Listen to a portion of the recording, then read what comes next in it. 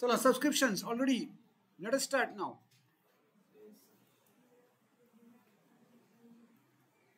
आपण ऑलरेडी हा फॉर्मॅट एक बनवलेला आहे. हा क्विकली जेवढा फास्ट तुम्हाला हा फॉर्मॅट मेमराइज करता येईल त्यापेक्षा लक्षात ठेवता येईल त्यापेक्षा ट्रिक जी केली आपण ती जास्त लक्षात राहण्यासारखी. Outstanding advance received, outstanding advance received, दोन ॲड दोन less, CY PY PY NY असं पण लक्षात ठेवू शकता किंवा एनी ऑफ युअर कॉम्बिनेशन तुम्हाला जसं पाहिजे तसं तुम्ही लक्षात ठेवू शकता. ही माझी पद्धत आहे पण तुम्ही तुमच्या पद्धतीने ते लक्षात ठेवू शकता. You can. चलो all right. What we have to do now. चला वन बाय वन. आपण ऑलरेडी डिस्कस केलं आहे. बॅलन्स, इथं बॅलन्स सुद्धा पोस्ट होतो. हा कुठे पोस्ट होतो. Opening balance sheet. आपल्याला ओपनिंग बॅलन्स शीट बनवायची आहे कारण आपण डिस्कस केलं होतं. आपल्याला ओपनिंग बॅलन्स शीट बनवायची नाही आहे कारण capital fund is given to us. So we will not prepare opening balance sheet here. Okay. Cash in hand, cash at bank we are going to ignore for a while किंवा for this time. याच्यासाठी आपण cash in hand, cash at bank ignore करणार. याचा अर्थ दरवेळेला ignore करणार असं नाही. हा रूल नाही. This is not rule. Subscription. चला लेट अस सी. हे जे सबस्क्रिप्शन आहे स्ट्रेट फॉरवर्ड इथून उचला आणि इनरला लिहून टाका. Subscription. We are going to post to the inner column. हे आपण इनरला टाकणार. Subscription. Next donation, entrance fee, interest, all these आपण काय करणार आहोत. Yes. Donation, entrance fee, interest straight forward आपण काय करणार. मिसलेनियस रिसीटला ऍडजस्टमेंट नाही. बरोबर. यस. हे तिघांनाही ऍडजस्टमेंट आहे. कुठे टाकणार. Straight forward. इकडनं उचलणार इन्कमला टाकणार. घेऊन टाका. Straight forward. Donation, entrance fee, interest.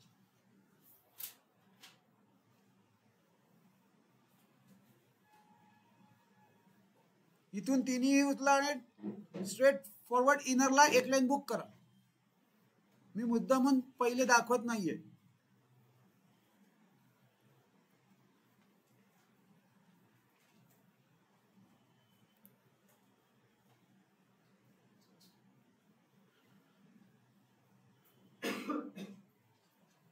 Donation हे घ्या. Donation, entrance fee and then sorry खाली स्क्रोल डाऊन करूया. Let us scroll it down आणि इंटरेस्ट पोस्ट करूया. चेक करा. इंटरेस्ट 15,000 आहे.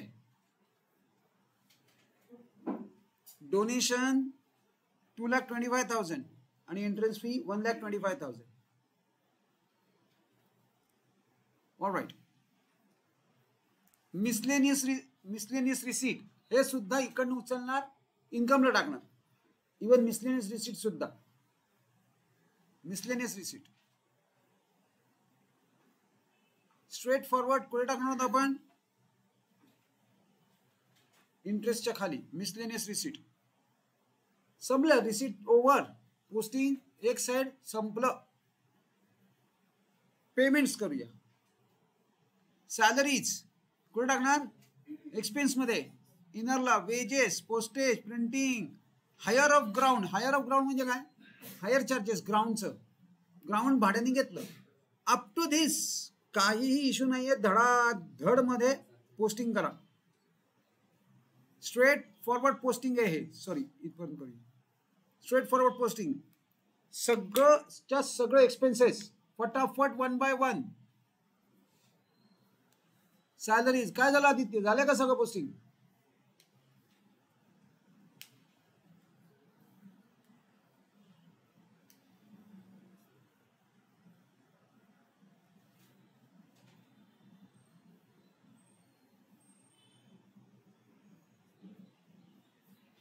सो सगळे झाले. सॅलरी, वेजेस, पोस्टेज सगळं पोस्टिंग झालं. Done. Let us check. Salaries, wages, postage, printing, hire of ground. One by one सगळं पोस्ट करून टाकलंय आपण. One by one all.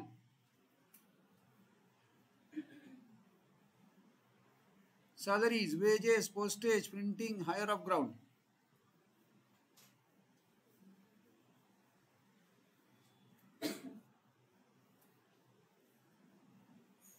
Sports material actually आपल्याला काय करायचंय, कन्झम्पशन पण काढायला येऊ शकतं किंवा त्याचा असेट म्हणून. काही एनपीसीज त्याला असेट म्हणून ट्रीट करतात, काही एनपीसीज ते कन्झम्पशन म्हणून ट्रीट करतात.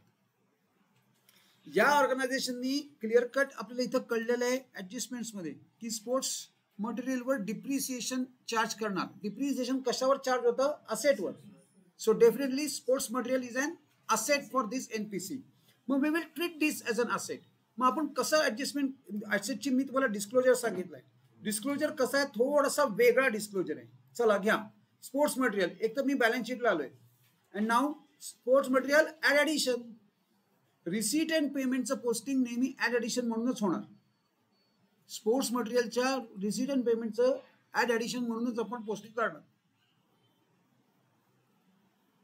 Sports material add additions 2 lakh आणि इथे त्याची डेट पण दिलेली आहे 1/1/22. ह्याच्यावरनं आपल्याला पीआरटी करावं लागणार आहे. त्याचं ड्युरेशन मीटरवर टाका आणि त्याचं टेन्युअर काढा. एकदम सिंपल पार्ट झालेला आहे. तो मीटर आपल्याला टेन्युअर प्रोव्हाइड करतो, पण आत्ता नाही, आपल्याला हे ऍडजस्टमेंटच्या वेळेला करायचं आहे. चला इन्शुरन्स आपल्याला इनरला घ्यायचं आहे. कुठे घेणार इन्शुरन्स, का आदित्य? Insurance asset. अरे अख्खं प्रॉफिट आपण मग एवढे सम केले. सॉरी, आपल्याला इन्शुरन्स इथे घ्यावं लागेल. नाही, एक्स्ट्रीमली सॉरी. काय चुकतंय ऑब्विसली. काय चुकतंय? इन्शुरन्स कुठे टाकणार मी? ऑब्विसली आपल्याला एक्सपेन्सेसलाच घ्यावं लागेल 50,000. इन्शुरन्सचा काय इश्यू आहे? इन्शुरन्सचा yes, what is the issue? Insurance कुठे येणार? एक्सपेंडिचर. काही इश्यूज नाही आहे, फक्त इनरला घ्या. इनरला इन्शुरन्स झालाय. हे बॅलन्सेस आपण कुठे घेतो? हाय मात्र बॅलन्सेस येणार क्लोजिंग बॅलन्स शीट मध्ये आणि opening balances opening balance sheet मध्ये. चला इथे मी ऑलरेडी एक लाईन बुक केली आहे डिप्रिशिएशन साठी. Cash in hand, cash at bank, both of these आपण इकडे बुक करणार. Cash in hand, cash at bank असं असेलच असं काही नाही. Cash in hand, cash at bank म्हणजे असं का लिहिलंय मध्ये? हा, ओपनिंग नाही, ओपनिंग मध्ये जातं. क्लोजिंग मध्ये याला काही नाही, याला स्ट्रेट फॉरवर्ड आहे. फक्त फिक्स असेट्स असतील किंवा असेटला सुद्धा कधी येणार, जेव्हा त्याला रिसीट अँड पेमेंट मध्ये एंट्री असेल. रिसीट अँड पेमेंटची एंट्री आपण ऍड ऍडिशन म्हणून करतो. काल केलंय आपण. नुसतं असेल तर डायरेक्ट फिगर आणि ऍडजस्टमेंट असेल तर इनरला. आता आहे याच्यामध्ये. बिल्डिंगला आपण ऍड ऍडिशन नाही करणार आहोत, कारण रिसीट अँड पेमेंट मध्ये नाहीच आहे बिल्डिंग. कळेल का मी काय म्हणतोय? चलो कॅश ॲट बँक. सॉरी, अरे सॉरी. चलो हे डन झालं. एवढं झालं. नाऊ आता 1 by 1. आता these are the opening positions. हे पण इन्कॉर्पोरेट करू. हे जस्ट पोस्ट करायचे, दॅट्स इट. ज्याला ठीक आहे ते इनरला, आणि जे ऑलरेडी ओपन आहे त्याला फक्त बॅलन्स लिहायचा. बघा मला काय म्हणायचं, बिल्डिंग जे मी आत्ता म्हणत होतो, आता एक्झॅक्टली हेच सांगत होतो मी तुम्हाला. आता बघा बिल्डिंगला आपण काय लिहिलंय, इथं ऍड ऍडिशन लिहिलेलं नाही. रिसीट अँड पेमेंटला जे येतं तेच फक्त ऍड ऍडिशन, आणि जे ऍडजस्टमेंट मध्ये आहेत ते फक्त बिल्डिंग. पण त्याला ठीक आहे, त्यामुळे त्याला मी इनरला घेतलंय. नंतर काय आहे, स्पोर्ट्स मटेरियल. आपण ऑलरेडी स्पोर्ट्स मटेरियल इथं ओपन केलेलं आहे, फक्त इथं ह्याच्यासाठीच ही जागा सोडली. दिस इज अ रिझन की हे आपण स्पोर्ट्स मटेरियल इथं लिहून ऍड ऍडिशन केलंय. ही ओपनिंगची पोझिशन आहे आणि ही addition during the year. This is a concept. हे ओपनिंग आहे स्पोर्ट्स मटेरियल 2,50,000, आणि तुम्हाला पाहिजे असेल तर खाली sports material add opening balance add addition असं सुद्धा लिहू शकता. पण एवढा वेळ घालवायची गरज नाही, इथं समजतं बरोबर. 250 हे ओपनिंग आहे, त्यात ऍड ऍडिशन्स करायचे. आणि पुढचं नेक्स्ट आपल्याला काय करायचं, पुढचा इन्व्हेस्टमेंटला ऍडजस्टमेंट नाही. So what we will do, investment direct आउटरला घेऊन टाकूया. इन्व्हेस्टमेंट डायरेक्ट आउटरला, इन्व्हेस्टमेंट्स 1,50,000. फर्निचर आता त्याला पण ऍडजस्टमेंट आहे, पण ऑलरेडी ओपन झालंय का फर्निचर? नाही. मग आता फक्त इनरला लिहून एक लाईन, तुम्हाला हे ऍडिशनची कन्सेप्ट कळली ना, की हे कधी येणार आणि असं कधी येणार. हे ओपनिंगची पोझिशन असेल तर ती अशी करणार आहे, आणि रिसीट अँड पेमेंटला असेल तर हे असंच डिस्क्लोजर द्यायचंय, सो दॅट आपल्याला त्याला ओपनिंगला आलं तरी प्रॉब्लेम नाही. We can accommodate that opening balance over here. Next चला. Now subscription include ₹2,000 received for 2021. आपलं कुठलं वर्ष आहे,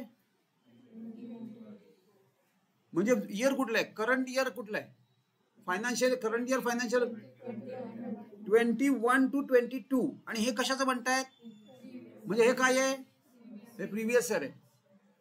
प्रिव्हियस इयर मध्ये जाऊ दे, नेक्स्ट इयर मध्ये जाऊ दे, म्हणजे हे लेस करणार. आता त्यांनी तुम्हाला क्ल्यू दिलेलं नाही, they have made you clueless. बघा आता मला काय, माझं लॉजिक काय, मी सबस्क्रिप्शन फक्त करंट इयरचं बघणार आहे. मला मागच्या वर्षीचं पण नको आणि पुढच्या वर्षीचं पण नको. पुढच्या वर्षीचं आपण पुढच्या वर्षात टाकणार, मागच्या वर्षीचं आपण मागच्या वर्षात टाकणार. व्हॉट डज दिस मीन, म्हणजे हे प्रिव्हियस इयर आहे. एक तर ते पहिली गोष्ट ते ओपनिंग बॅलन्स शीट मध्ये पाहिजे, आणि दुसरं तुम्हाला ते काय म्हणतात, इन्क्लूड झालंय कुठं, या सबस्क्रिप्शन मध्ये ते इन्क्लूड आहे. मग तुम्हाला जर करंट इयरचं सबस्क्रिप्शन पाहिजे असेल तर हे सबस्क्रिप्शन आपल्याला काय करावं लागेल, ऍड का लेस. बघा त्याप्रमाणेच आपल्या, आणि त्यातून सुद्धा आता आपल्याला आता आपला जो फॉर्मॅट आहे हा तुम्हाला अप्लाय करायचा आहे. म्हणूनच मी म्हटलं ना की तो फॉर्मॅट ब्लाइंडली अप्लाय नाही होणार, तुम्हाला थोडंसं अंडरस्टँडिंग पण करून घ्यावं लागेल. कशाचं अंडरस्टँडिंग करावं लागेल, बेसिकली सबस्क्रिप्शन जे आहे ना, याच्यात बघा add outstanding for CY, add हे ऍडव्हान्स रिसिव्ड इन PY. आता जे आपण रीड केलं ते ऍडव्हान्स रिसिव्ड इन PY आहे का, नाही. मागच्या वर्षी या वर्षात का आलं, वाय, प्रिव्हियस इयरचं सबस्क्रिप्शन ह्या वर्षात का आलं, कारण मागच्या वर्षी लोकांनी दिलं नाही म्हणून. काय म्हणतो कळते, म्हणून म्हणजे थोडक्यात what is this, this is outstanding in previous year insurance. चुकते माझं, हे इन्शुरन्स मगाशी पोस्टिंग कसं राहिलं होतं, इकडे घ्या. चला 2000 आउटस्टँडिंग फॉर PY आहे. ते मी कसं ओळखलं, ह्या वर्षात ज्या अर्थी आलं त्या अर्थी ते मागच्या वर्षात, आणि याचं सेकंड पोस्टिंग ओपनिंग बॅलन्स शीटला करणार, पण आपण ओपनिंग बॅलन्स शीट बनवत नाही म्हणून करत नाही. आता याचा सेकंड पोस्टिंग होणार नाहीये. चलो moving on. Subscription of 5,000 is due for current year. Current year outstanding आहे, due but not received is outstanding किंवा अक्रूड. चलो मग आता करंट इयरचं आउटस्टँडिंग कुठे आहे, आउटस्टँडिंग फॉर करंट इयर घेऊन टाका 5,000. याचं मात्र सेकंड पोस्टिंग होणार. Current year belongs to closing balance sheet. चला क्लोजिंग, आता मला परत एकदा हवंय, income outstanding is an asset. Expenditure outstanding, pre-received income आणि prepaid expenses asset. चला घेऊन टाका. अरे सॉरी, इथं नको, इकडे घेऊया. आउटस्टँडिंग सबस्क्रिप्शन CY, आउटस्टँडिंग खालच्या साईडला घेऊन टाकूया. Outstanding subscription CY, outstanding subscription for CY, second posting. दोन्ही ऍडजस्टमेंट झाल्यात. Next, provide depreciation on building. Building वर डिप्रिसिएशन करा. चला तुमच्याकडे आहे सगळं. 5% करायचं आहे. त्यात काय ऍडिशन वगैरे आहे? नो. म्हणजे B1 B2 नाही. No B1 B2. किती आहे? 15,000. चला 15,000 आउटरला काढा. सगळे डिप्रिसिएशन एकदम आपण प्रॉफिट अँड लॉसला घेऊन जाऊ.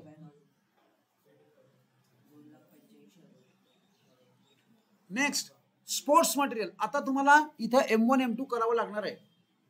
M1 M2 कसं, हाऊ चेक करूया.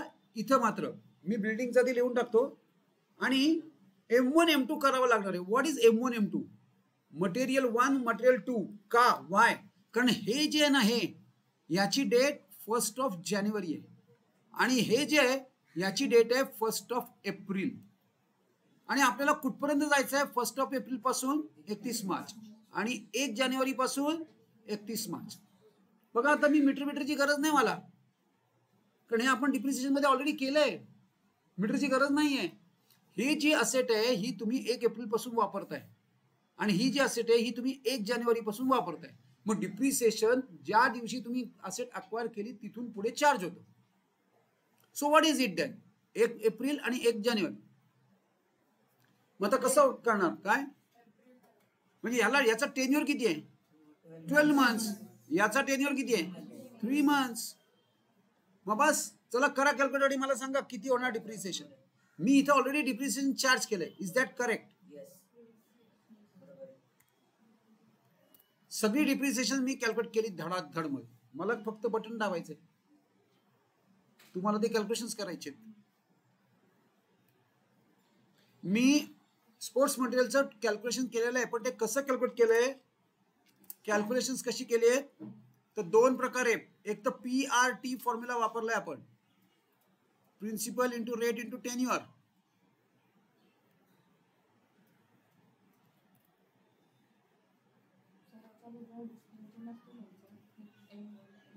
नाही त्याची डिस्क्लोजरची गरज नाही. त्याचं तुमचं वर्किंग नोट तुम्ही छोटीशी केली तर चालेल. खरं पूर्वी आम्ही वर्किंग नोट मी दाखवली ना, ती वर्किंग नोट करत होतो अख्खी. नाही त्याची गरज नाही. फार तर फार इथं असं स्टार करून तुम्ही खाली लिहू शकता.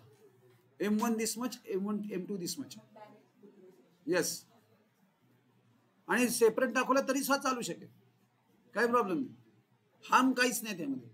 There is no harm in showing separately that depreciation. हा काय मला काय पाहिजे? चला डिप्रिसिएशन सेकंड पोस्टिंग. आता आपल्याला त्याचं डिस्क्लोजर द्यावं लागणार आहे, कारण 3 डिप्रिसिएशन आहेत. चला एक्सपेंडिचरला या. एक्सपेंडिचरला आणि डिप्रिसिएशन बुक करा. 2 depreciation sports material building furniture entire disclosure द्यावा लागेल तिघांना इंटरनला घेऊन, त्याची टोटल आउटरला.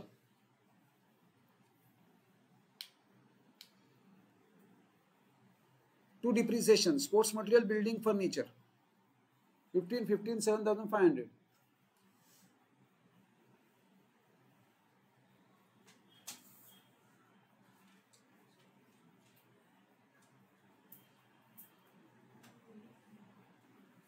चलो व्हॉट इज नेक्स्ट? पुढची next adjustment. Capitalise bread and butter. काय करायचं? चला करा. This you have to do it. दोघांना काय करणार? लेस कशात ना? Entrance fee. दोन्ही 50% करायचं आहे. चला करा आणि मला सांगा.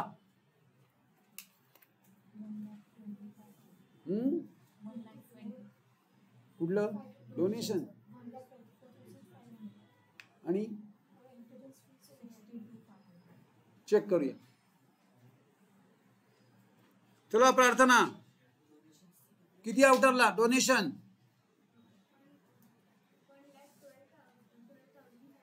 1,12,500. आणि हे किती आहे एंट्रन्स फी?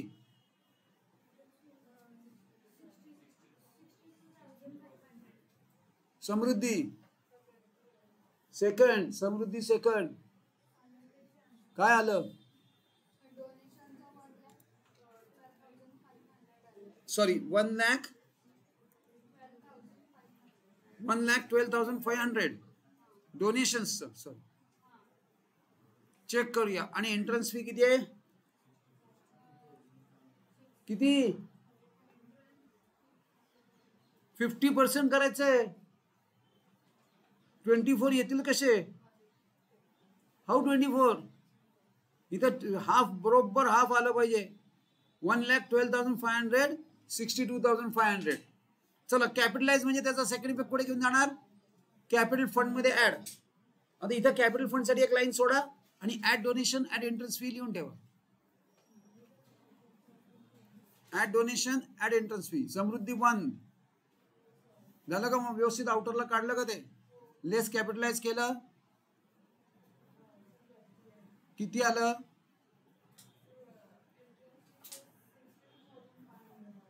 आणि डोनेशन कर. आता तू माझी फिगर घेतलीस तरी चालेल. 1,12,500. जेवढं आउटरला तेवढाच इनरला, कारण 50-50.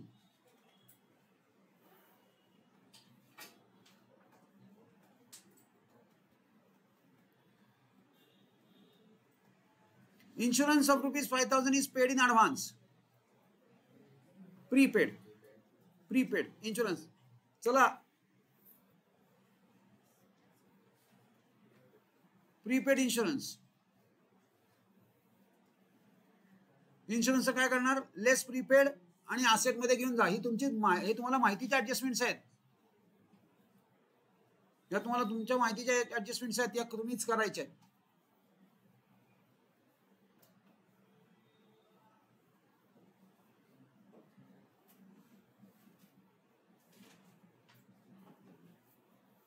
Insurance 5,000 is paid in advance. Prepaid. मी इन्शुरन्स मधनं प्रीपेड मायनस करतो आणि व्हॉट इज नेक्स्ट? असेट मध्ये घेऊन जाणार प्रीपेड इन्शुरन्स.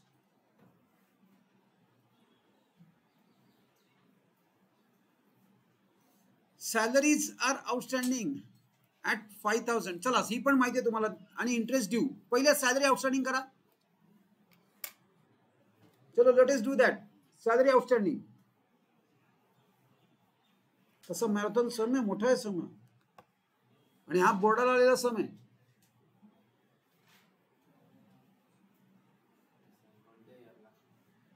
हा माझ्या विषयाने माझ्या की तो बहुतेक 20ला आहे, मार्च 20चा आहे.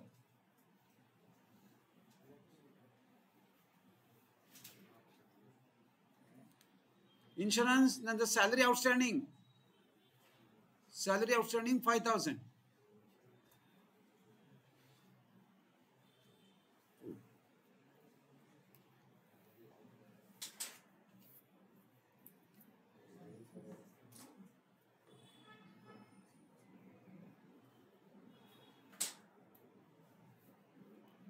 झालं आउटस्टँडिंग. आणि interest due but not paid. Income outstanding आहे किंवा अक्रूड आहे. म्हणजे याचा सेकंड इफेक्ट कुठे येणार? काय बोला आदित्य? लायबिलिटीला interest outstanding due, accrued interest. Pranit liability. Prarthana interest,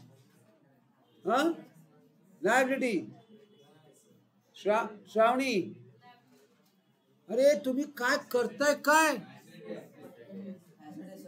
अरे सकाळी आत्ता बोललो आपण, मी हेच सांगतोय तुम्हाला, रोज बोलतो आपण. Income outstanding is an asset आहे ते. म्हणूनच मी तुम्हाला विचारलं, कारण you always go with public. तुम्ही पब्लिक बरोबर जाताना अंदाजे काहीतरी हा हे बरोबर आहे म्हणजे सांगून टाकता. तुम्ही कुठल्याही परिस्थितीत पहिले विचार करायला हवा, interest outstanding due but not receive. एक तर ते अक्रूड किंवा आउटस्टँडिंग.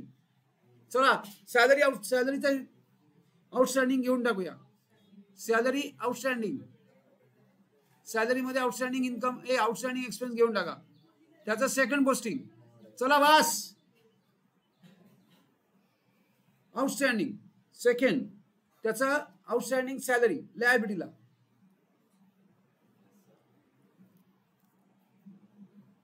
आउटस्टँडिंग सॅलरी आणि सेकंड पुढचा interest due but not paid. आपल्याला interest, where is interest, interest is, चला इंटरेस्ट आपल्याला काय करायला लागेल, ऍड आउटस्टँडिंग किंवा ऍड अक्रूड, ऍड आउटस्टँडिंग किंवा ऍड अक्रूड. आणि याचा सेकंड पोस्टिंग कुठे येणार, असेटला. Outstanding interest, outstanding interest. काय प्रणीत, आयुष, आउटस्टँडिंग इंटरेस्ट होतं ते इन्कम आहे, तरी तो नंतर त्यांनी करेक्ट केलं. हा, नीट वाचायला पाहिजे.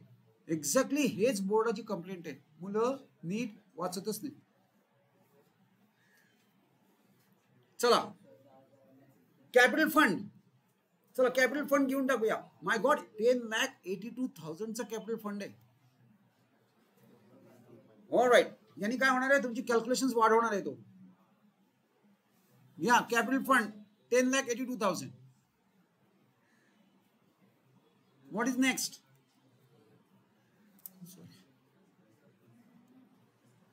चला घ्या, मी आलोय इन्कम अँड एक्सपेंडिचरला. आपल्याला आता क्लोजिंग करायचं, ऍडजस्टमेंट सगळ्या झाल्या. Let us close. पहिले काय करणार, जे नाही आहे त्याला डॅश करा, जे नाही त्याला डॅश. या तिघांचे दोघांचे टोटल करा, इथं लिहा ओव्हर हिअर. आणि हे पण नाहीये, याला पण डॅश करा. आणि आउटरची फिगर सांगा.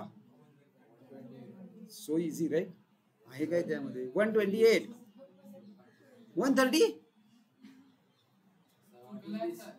किती आहे, 1,28,000. 1 लाख.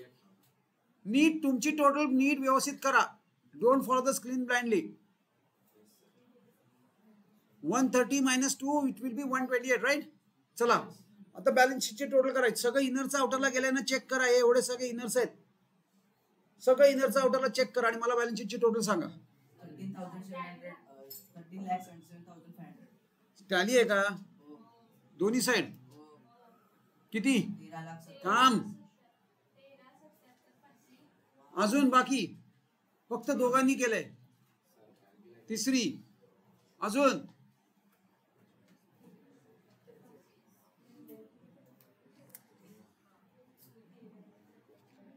$3,38,000, 3 लाख. काय सही हो म्हणतेस तू, मग किती आहे, 13 लाख. इथंच 10 लाखाचा कॅपिटल फंड आहे. हा मग ही इन्कम अँड एक्सपेंडिचर आहे. चला आधी पहिले इन्कम अँड एक्सपेंडिचर क्लोज करावं लागेल. 3,48,000 का 38, 3,38,000. चला काय करायचं आता, सरप्लस आहे का डेफिसिट आहे, घेऊन टाका. किती किती आहे, 1,15,000. चला काय लिहायचं, इन्कम ओव्हर एक्सपेंडिचर असं लिहायचं. एक्सेस हे असलं शॉर्ट काही चालायचं नाही, हे असलं शॉर्ट लिहिलेलं मी बघितलेलं आहे मुलांना. इन्कम ओव्हर एक्सपेंडिचर, सरप्लसची डेफिनेशन काय आहे, excess of income over expenditure. Write down perfectly completely, no concessions. Surplus कुठे घेऊन जाणार, चला घेऊन जा. कॅपिटल फंड मध्ये सरप्लस ऍड करा आणि कॅपिटल फंड आउटरला घेऊन या. आणि आता मला बॅलन्स शीटची टोटल सांगा. 13,77,500. बाकी त्यांचं तुम्ही आता तिघं बोलायचं नाही, तुम्ही सांगितलं एकदा.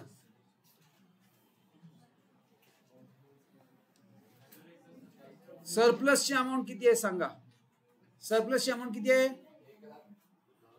1,15,500. 1,15,500.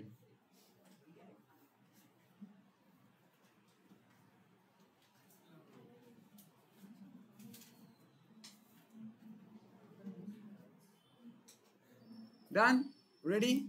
चला बॅलन्स शीटची टोटल वल्लरी 13,77,000. सॉरी 13,77,500.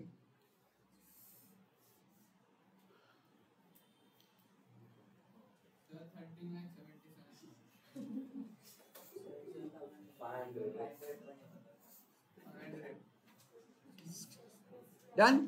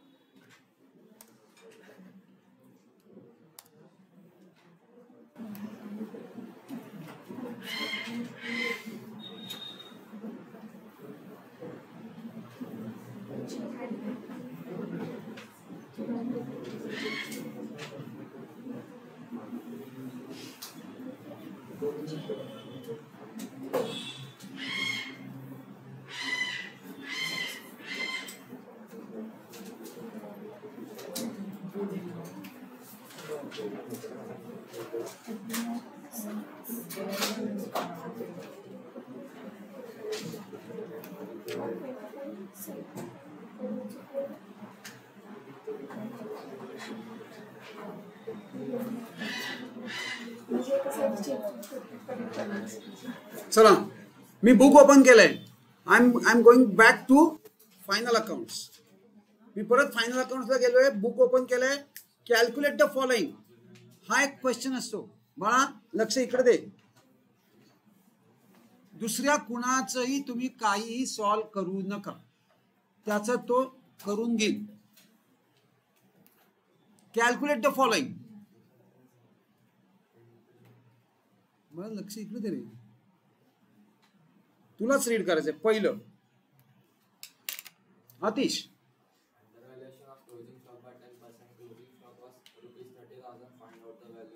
चला करा. 2 मिनिटं. एकदा रजिस्टर झालंय तुझा आन्सर. एकदा फक्त आन्सर द्या. पहिला आन्सर आहे 27,000. चला व्हॉट अबाउट अदर्स. चेक करा पटापट. कॅल्क्युलेशन्स करा. काय करायचंय. What to do. How to solve this. 27.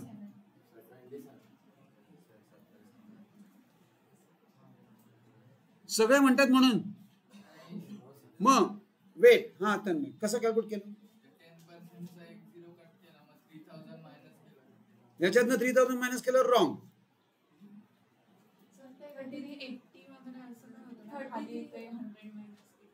तुम्ही नीट वाचताय. तुम्ही नीट वाचलाय का. म्हणूनच मी विचारलं कसं कॅल्क्युलेट केलं. चला बोला माग बॅक साइड. आतिश साहिल काय आहे. Under valuation of closing stock by 10%. Closing stock was 30,000. Find out value of closing stock. Closing stock under value झालाय 33,000. मग कशाला घाई केली. एक फायनल आन्सर सांग. 33,000. तुमचं बाकीच्यांना कोणाला करेक्ट करायचं आन्सर. आणि व्हॉट अबाउट अदर्स. अरे तुम्ही इथं स्पेक्टेटर म्हणून नाही आलेले काय. एकदा तरी कॉन्ट्रीब्यूट करा आयुष का. बोला हे काय आहे. काय झालंय. हे काय झालंय. काय what is it. Closing stock under value झालाय. साहिल 27.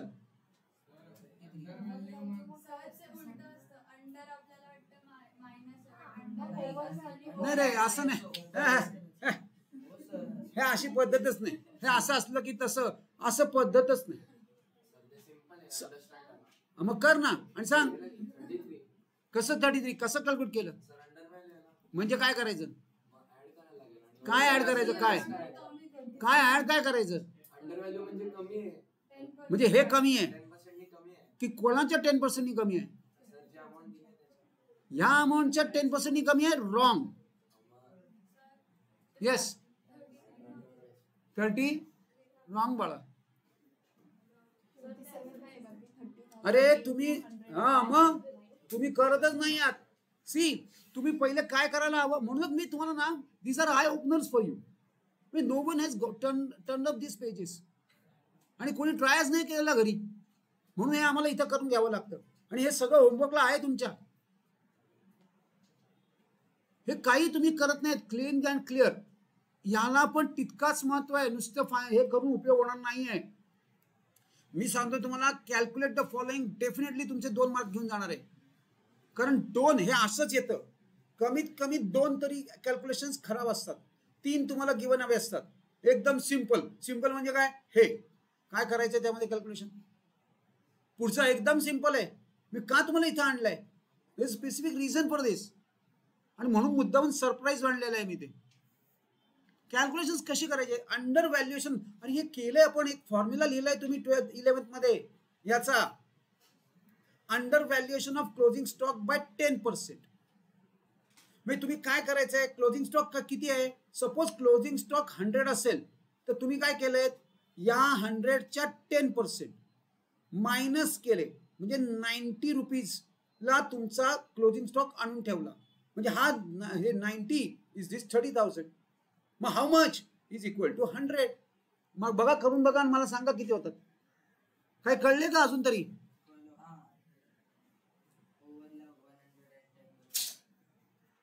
किती येतात मला सांगा आता अमाऊंट. 27 नाही बाबा. किती, अरे किती, काय करायचंय, 30,000 हे इक्विव्हॅलंट टू 90 आहे. 100 तेव्हा किती, दिस मल्टिप्लिकेशन दिस डिवायडेशन, म्हणजे 30,000 डिवायडेड बाय 90 मल्टिप्लाइड बाय 100, 33,333. आता चेक करूया, आन्सर चेक करूया. याच्या 10% काढा, 3,333. ते करा मायनस, आले का 30,000. आणि तुम्ही 33 सांगितलं होतं, चला ते चेक करूया आन्सर. 33 त्याच्या 10% मायनस करा, 3,300 किती येतं, 29,700. कुठे येतात 30,000, आणि माझे 30,000 मी व्हेरीफाय करून दिलेत तुम्हाला. दिस इज आन्सर.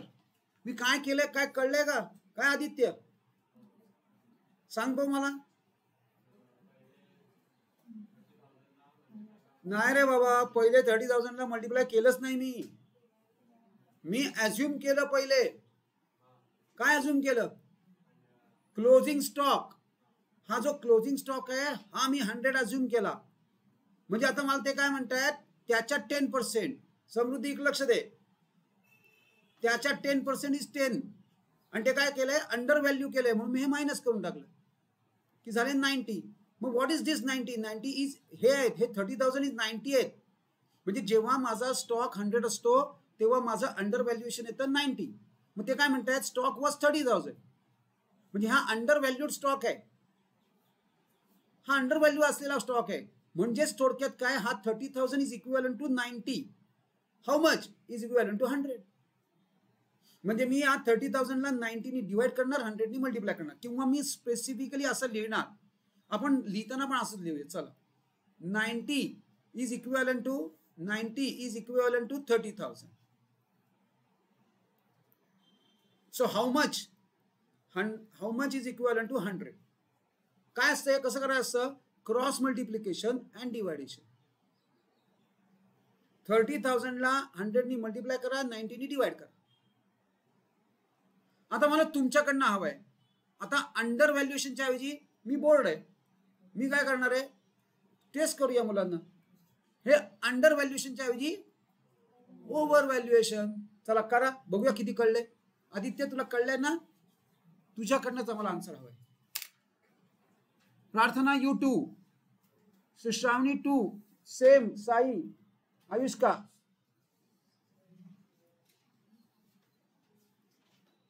हे तुमच्या ठिकाण, समृद्धी यू 2. कॅल्क्युलेट करा, काय कळलं मला बघू देत.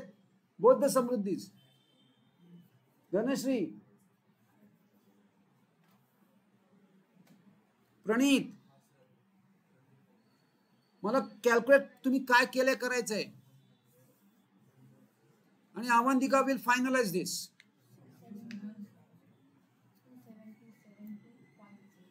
ऑडिते थांबा, आन्सर ते सांग. यस बोला, किती आलं, समृद्धी बोल, करते कर्म. प्रार्थना बोल.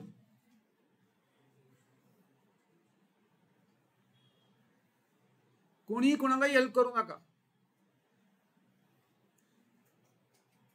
सायली किती आलं करते बघा. कॅल्क्युलेटला फक्त ह्याला 1 मार्क आहे, only 1 mark. 1 mark means 2 minutes. 2 मिनिटात तुमचा आन्सर रेडी व्हायला हवाय. Otherwise you are wasting time किंवा निगेटिव्ह मार्किंग सुरू झालं, कारण तुम्ही दुसऱ्या कुठल्या तरी क्वेश्चनचा तो मिनिट सुरू केले काउंटिंग हे खायला. चला बल्लरी बोला. हाय मग तुला काय कळलं, मग तू का नाही विचारलं मला कळलं नाही तर. बोला.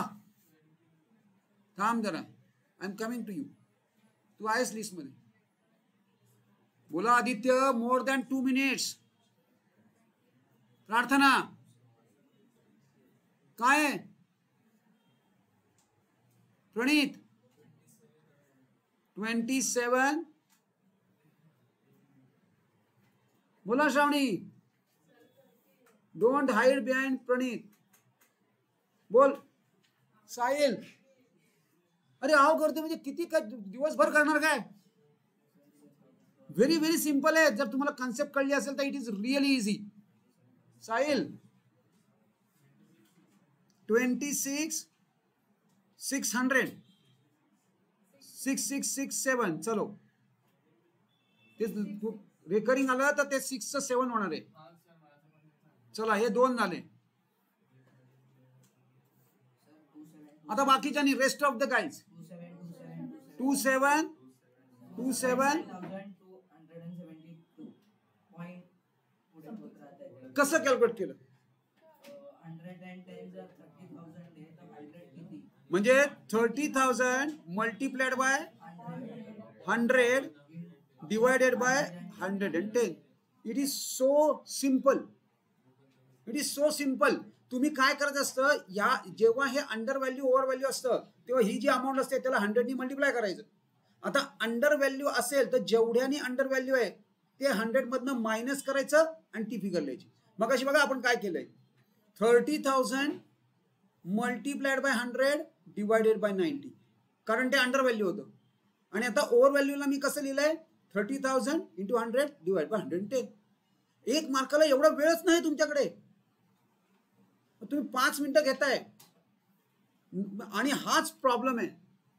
लकीली मागच्या वर्षी अंडर कॅल्क्युलेट नव्हतं, त्याच्या मागच्या वर्षी होतं, मुलांचा स्कोर खाली आला कारण त्यांनी वेस्ट ऑफ टाइम करत बसले. कॅल्क्युलेशन्स मध्ये तुम्ही 5-5 मिनिटं घालवता. जाऊन दे, एक मार्क सरळ घालवा, चालेल, परवडेल. पण प्लीज ह्याच्यावर नाही तर ह्या ही ट्रिक लक्षात ठेवा. आणि ह्या अंडर व्हॅल्यू ओव्हर व्हॅल्यू 101% येणार, कारण त्यांना चेकच करायचंय की किती तुम्हाला जमलं किती जमलं. काय समृद्धी तुझ्यासाठी चाललंय सगळं. सो एकदम सिंपल कन्सेप्ट आहे, सिंपल आयडिया आहे किंवा हा फॉर्म्युला आहे. Very easy. ओव्हर व्हॅल्युएशन असेल तर जेवढ्या म्हणजे 100% ऑफ ओव्हर व्हॅल्युएशन किंवा अंडर व्हॅल्युएशन असेल तर 100% ऑफ अंडर व्हॅल्युएशन. हा तुमचा डिनॉमिनेटर आहे. आणि जी काही अमाऊंट आहे, जी काय म्हणजे x इंटू 100 हा फॉर्म्युला आहे. चला नेक्स्ट पुढचं बघा. आपण केवढा वेळ घालवला याच्यात. 20 मिनिटं घालवली. 20 मिनिटं किंवा नाही 20 नाही 15 मिनिट्स, कारण आपण 9:05 ला सुरुवात केली, 9:20 झाली. एवढा वेळ नाहीये. We do not have that much time. Shravani काय प्रॉब्लेम आहे का.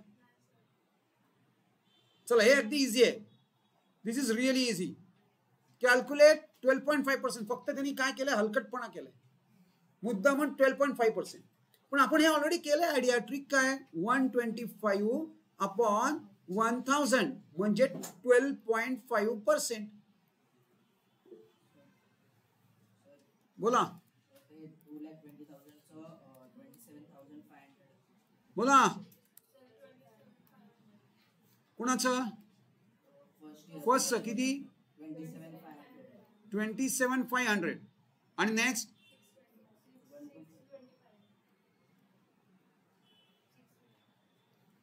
625 नाही. अच्छा नाही नाही ओके ओके ओके. चला काय बरोबर आहे का. माग बॅक साईडला केलं कॅल्क्युलेशन दाखव पुढे कॅल्क्युलेशन्स केली का मग कॅल्क्युलेशन्स कर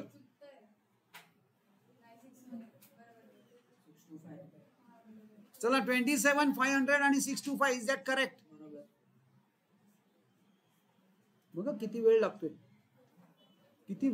बघा म्हणजे ह्याला अर्धा मार्क आहे याला अर्धा मार्क आहे इज दॅट करेक्ट तुम्ही सिंपल आहे पीआरटी करायचंय पण पीआरटी करताना हा रेट आहे ह्याचा रेटला आपण ह्या पद्धतीने कन्वर्ट केलंय 125 आपण जेव्हा 12.5 येतात ना तेव्हा बेस्ट इज दिस 12.5 मग आता घरी ना थोडस ना माइंड अप्लाय करायचा ऑलरेडी डिव्हिजन करून ठेवा मी काय ट्रिक करतोय बघा नाही तर हे 0-0 करता येतात कट पण ह्याचं सुद्धा तुम्ही डिव्हाइड करू शकता ह्याचं काही करू शकतो आपण बघा 125 डिवाइडेड बाय 1000 पहिले 5चं डिव्हिजन करा होते 5चं डिव्हिजन किती आहे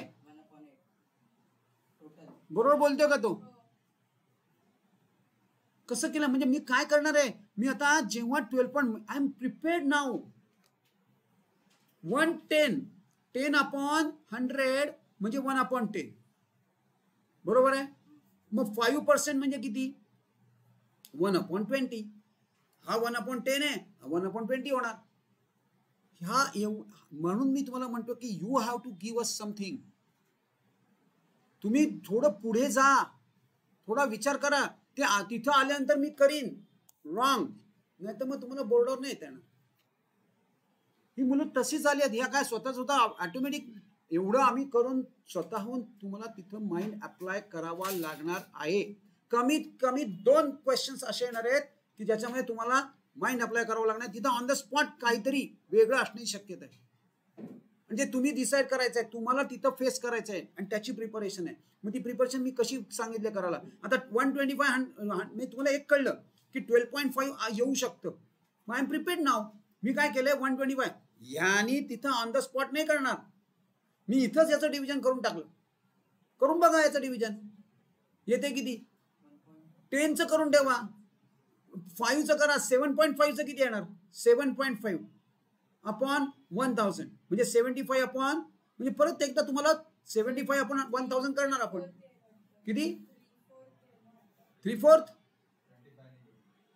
25 3 जा आणि 25 4 जा बस याच्यापेक्षा अजून मिनिमाइज होणार म्हणजे हे 3/4 आहे आणि 3/4 शक्य नाही बाबा 3/4 शक्य नाही 3/4 म्हणजे 750 75 आहे 3/4 शक्य नाही आहे 1/16 येऊ शकते का बघा नाही 1/133 चेक करा मला तुम्ही कॅल्क्युलेट करून सांगा आता नको वेळ घालवायला सो ट्रिक सांगितले मी तुम्हाला दिस ट्रिक ही ट्रिक आहे ना ही तुम्ही व्यवस्थित वापरू शकता भयानक फास्ट कॅल्क्युलेशन्स करू शकता दिस इज अ ट्रिक बहुतेक जणांच्या डोक्यावरूनच गेली काय करतोय ट्रिक मी काय केलं कळलंय का आणि प्रिपेअर्ड राहा स्वतःला 7.5% म्हणजे मला काय करायचंय 12.5% म्हणजे मला काय करायचंय येऊ दे ना वाटेल ते कॅल्क्युलेशनला येऊ दे वी आर प्रिपेअर्ड 17.5 पण एक सांगतो मी तुम्हाला 7.5 12.5 याच्या पलीकडे बोर्ड जात नाही 17.5 येणार नाही याची गॅरंटी मी देतो पण 12.5 तर करून ठेवा 7.5 करून ठेवा 8 करून ठेवा 9 करून ठेवा कुठलंही येऊन देत आय एम रेडी मी माझ्याकडे आधीच तयार करून ठेवलं तिथं तुम्ही मी तुम्हाला हे कळलंय की 8/100 करायचं जर 8% असेल तर पण इवन फर्दर जा ना पुढे मिनिमाइज करून ठेवून द्या ना आधीच so that we will be using that particular thing काय तन्मय बरोबर आहे ना बाबा तुझ्यासाठी चाललंय रे चला सगळ्यांनी कॅल्क्युलेट करायचंय रीड करा आणि कॅल्क्युलेट करा 3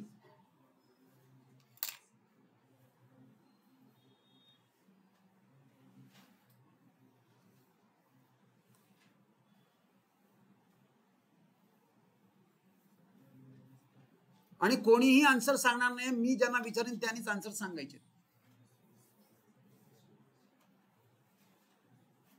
ज्याची त्यांनी आन्सर्स रेडी करून ठेवून द्या मॅक्झिमम 2 मिनिटं आहेत तुमच्याकडे ओनली 2 मिनिट्स राहून देत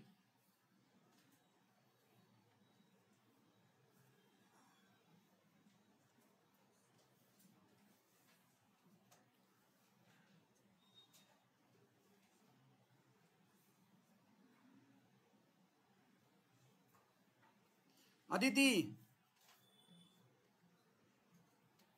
अदिती आवाज येतोय का? बोला. कॅल्क्युलेशन झाली?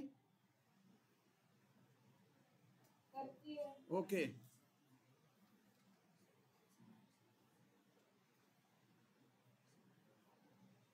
मीटर टाकावं लागणार आहे अदिती?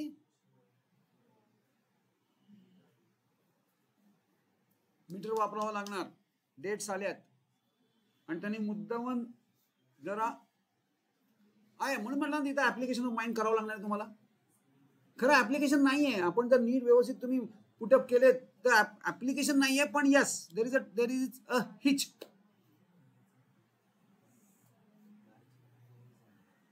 ज्याचं त्याने करा. अजिबात कोणाला हेल्प करू नका. No one deserves to be help.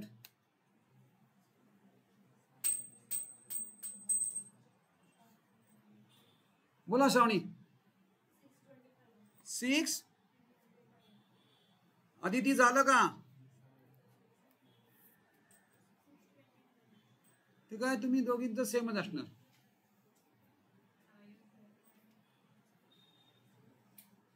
Aditya, Tanmay 750.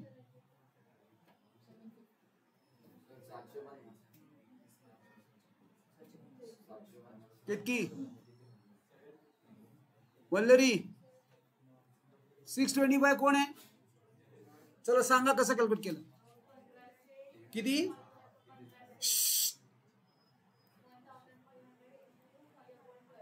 5. अरे 1 सप्टेंबर आहे. 1 सप्टेंबर, 1 ऑक्टोबर पण नाही आणि 1 नोव्हेंबर पण नाही. 5 म्हणजे 1 नोव्हेंबर.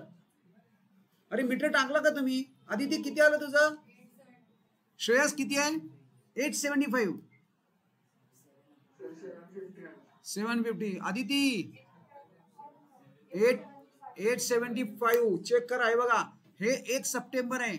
19 किती आहे tenure? September, October, November, December, जानेवारी, फेब्रुवारी, March. 7 months upon 12 months. 7 upon 12 into 1500. जी काय आन्सर येईल ते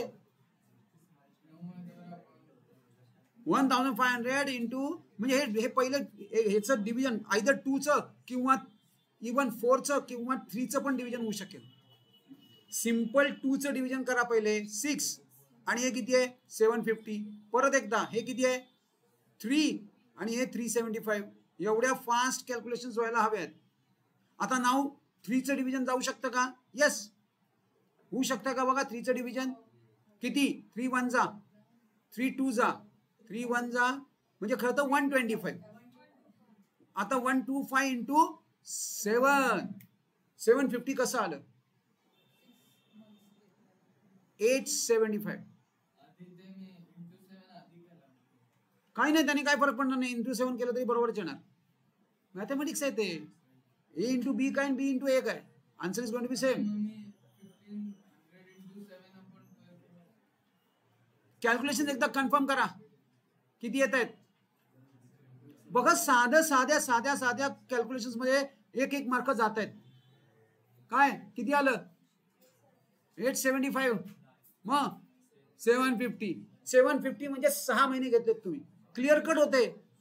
हाफ होतात ते. 6 महिने नाहीच आहे. 1 सप्टेंबर आहे म्हणजे 7 महिने घ्यायला हवेत आणि त्यांनी तर 5च महिने घेतलेत. वाय? कुठल्या बेसिसवर 5 महिने? अरे मग मीटर कशाला दाखवतोय मी? आणि हे कशाला चाललंय एवढा वेळ? कशाला घालवतोय आपण? जर तुम्हाला रॉंग कॅल्क्युलेशन करायचे असतील तर. काय किती आलं? 875. ट्रायच नाही केला. मग काय आयुष का? कसं कॅल्क्युलेट दाखव कॅल्क्युलेशन. कुठे काय काय काय नाही. 875 आलं कसं?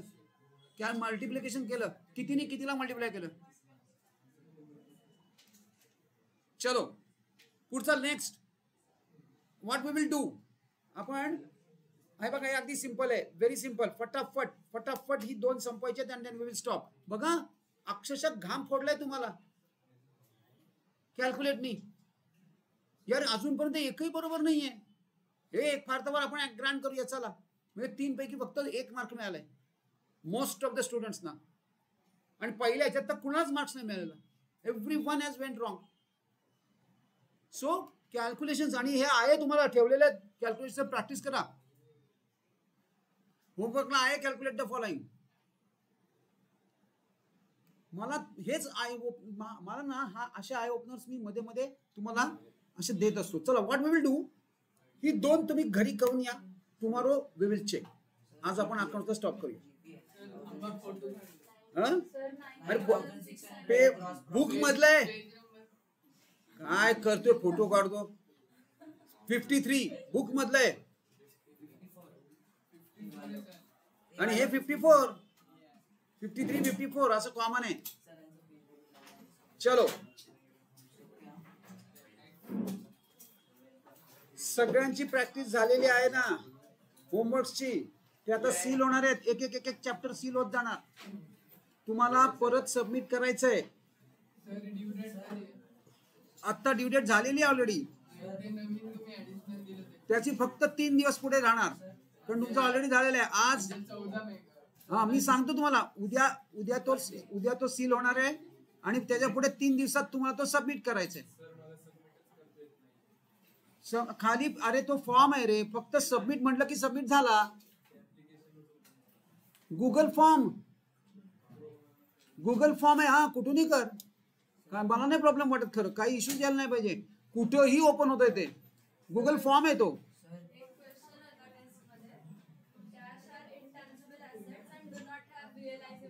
Yes, wonderful question. एक मिनिट आहे का? हा आहे माझ्याकडे.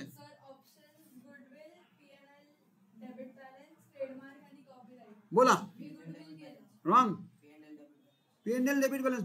Goodwill has a realisable value, पण profit and loss debit balance do not have a realisable value. हा आपल्या ह्याच्यात आहे, रिअल आहे. हा मॉनिटरी व्हॅल्यू.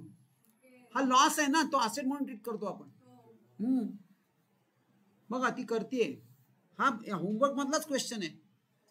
आणि ह्या अशा टाईपचे थोडेसे मी तुम्हाला काय डिस्गाईज करणारे क्वेश्चन्स पण आहेत, जे परहॅप्स तुमच्या बुकमध्ये नाही आहेत. आणि अकाउंट्सला कुठूनही क्वेश्चन येणार. अकाउंट्सला फक्त बुक मधलं नाही, कुठूनही क्वेश्चन ते विचारणार. इकॉनॉमिक्सला कुठूनही विचारणार. त्यातल्या त्यात SP आणि OC ऑब्जेक्टिव्ह टाईपला कुठूनही क्वेश्चन विचारणार, पण बाकीच्या ठिकाणी एक्सरसाइज मधनं विचारणार. चलो, लेट अस स्टॉप.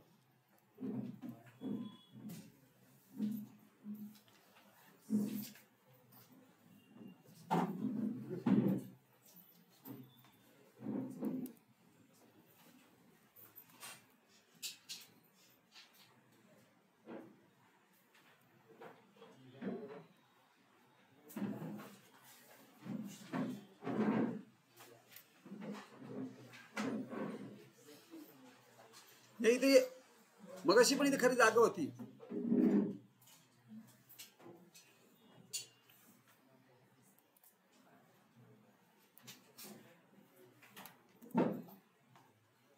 चला, मला आपण क्रिटिसिझम वर पोहोचलो. क्रिटिसिझम पण झालेत. 1 by 1 क्रिटिसिझम फटाफट कंप्लीट करायचंय. कशाचं क्रिटिसिझम बोलतोय आपण? Hello, DMU, law of DMU आणि क्रिटिसिझम. यस तन्मय, बोला. क्रिटिसिझम बुक कुठे? तुला मी कालच सांगितलंय बुक पाहिजे म्हणून.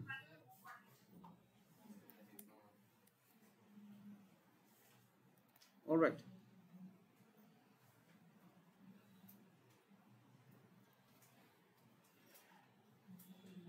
बोला पटापट. काय म्हणते?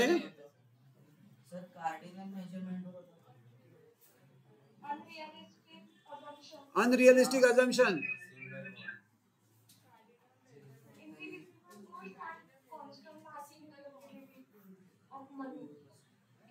काय म्हणते ती? Yes, single want. चलो ठीक है. आता let us go to the significance. Significance means importance. Importance of law of DMU. सगळ्यात पहिला importance, usefulness to the consumers. अरे ज्याची मार्जिनल युटिलिटी डिक्लाइन होत जाणार आहे त्या वस्तू घ्यायच्याच नाहीत. पॉइंट ऑफ सटायटीला स्टॉप करायचं. किंवा तुम्ही बघा, तुमच्यासाठी हा लॉ ऑफ डीएमयू. आपण कन्झ्युमर्स आहोत की एका कमॉडिटीची किती युनिट्स वापरायचे, that law of DMU tells us. एका वेळेला एक मोबाईल एकच वापरा, 2-2, 3-3 वापरू नका. Law of DMU says.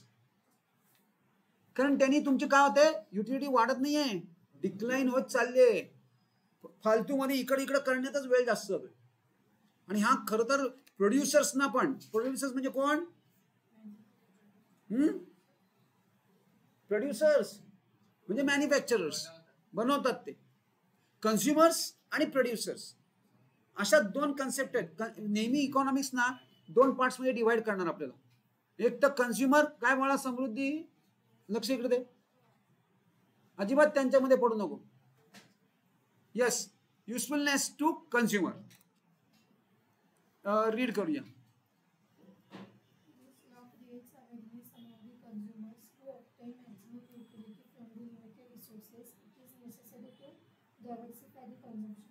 Diversify consumption करायचं. डायव्हर्सिफाय म्हणजे एकच युनिट, एकाच कमॉडिटीचे हे भरपूर युनिट्स कन्झ्युम करू नका. डायव्हर्सिफाय करा. वेगवेगळ्या काय करायचं आपल्याला, वेगवेगळ्या युनिट्स ऑफ वेगवेगळ्या कमॉडिटी कन्झ्युम करायचे, डायव्हर्सिफाय करायचे. Usefulness to the government. गव्हर्नमेंटला काय युजफुलनेस आहे, लॉ ऑफ डीएमयू प्लीज. नाही तर पुढे आहे. आणि श्रावणी तुला जमत नसेल तर पुढे ये, नाही तर घरी जा. अजिबात इंटरेस्ट नसेल, ज्यांना इंटरेस्ट नाही त्यांनी स्ट्रेट फॉरवर्ड घरी जायचंय. अजिबात थांबायचं नाही इथं, नाहीतर लक्ष कम्प्लीट इथं पाहिजे. Usefulness to the government. आता गव्हर्नमेंटला काय युजफुलनेस आहे, अवंतिका?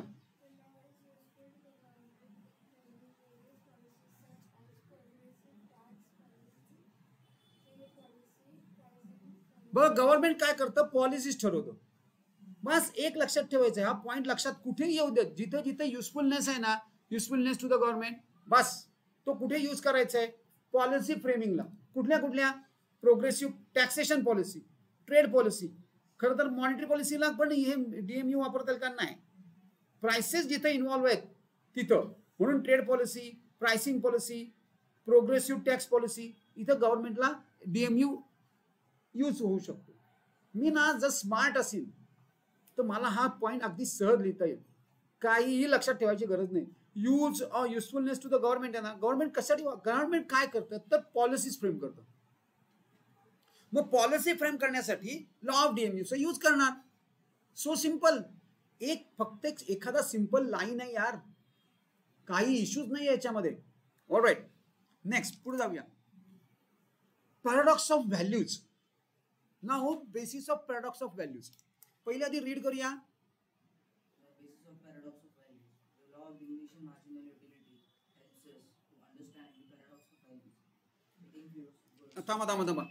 पॅराडॉक्स ऑफ व्हॅल्यूज आपण ऑलरेडी कव्हर केलंय. कुठे, 11th मध्ये. व्हॅल्यू इन यूज आणि value in exchange.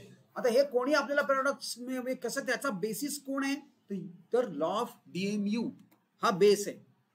it includes goods that have no value in use and zero or less value in exchange, such as air, water, sunshine, etc., as well as goods that have no value in exchange and less value in use, such as gold, diamonds, etc. काही commodities ना value in exchange आहे आणि काही commodities ना value in use आहे.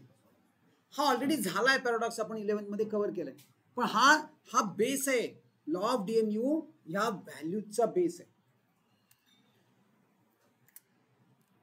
म्हणजे तुम्हाला खरं तर हा लिहायला सुद्धा अतिशय सोपा पार्ट आहे, very easy. Law of demand हा आता पुढे आपल्याला करायचा आहे नेक्स्ट चॅप्टर मध्ये. Law of DMU is a base of law of demand as well. ह्याच्यावरतीच प्रोफेसर मार्शलनी लॉ ऑफ डिमांड सेट केला. ऑलराईट, चेक करूया. Basis of law of demand. Law of demand is based on the law of diminishing marginal utility. According to the law of demand, the quantity demanded of a good rises with a fall in price and falls with an increase in price. Law of demand काय सांगतो, जर prices वाढले तर demand कमी होते आणि prices कमी झाले तर डिमांड वाढते. हा जो लॉ आहे याचा बेस काय आहे, लॉ ऑफ DMU. बस एवढं फक्त लिहायचंय. So simple. Next. The consumer purchases more and more units of a good. Its marginal utility steadily declines. Hence, he would buy additional units of a commodity only at a lower price.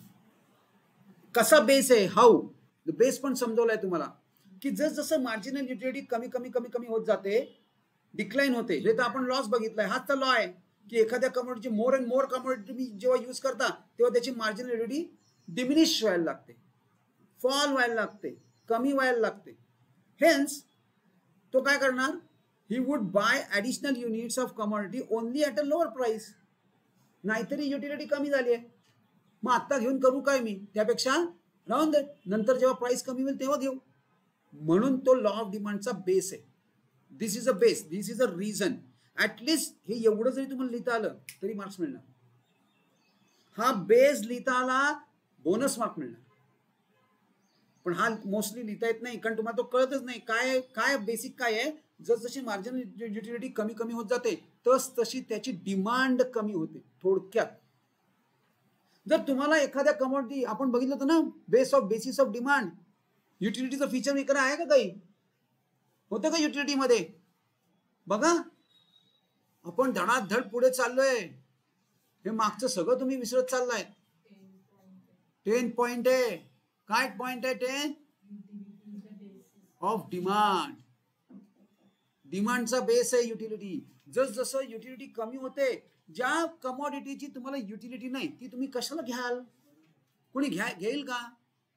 Utility is a base of demand. लोक मागत नाही, डिमांडच करत नाहीत. So actually that is this.